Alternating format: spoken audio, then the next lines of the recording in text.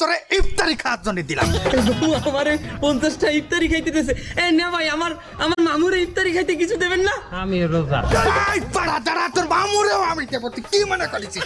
এই নে 50 টাকা তোর ইফতারি খাওয়ার জন্য দিলাম। এই আর কেউ আছে? আর কেউ আছে? তোর আমার ঝুম উঠে গেছে, তাড়াতাড়ি কর। হ্যাঁ হ্যাঁ না ভাই, আমার মামি বাড়তে হেও রোজা। এই যে তোর মামির জন্য আরো 50 টাকা। আর কেউ আছে? হয় আমার এক হুবাতো ভাই আছে, ইন্ডিয়ায় থায়, ওর ইফতারি খাওয়া টাকাটা আমার দ্বারা দিলেই হইবে। আজ সন্ধ্যায় এক ইফতারি করবো।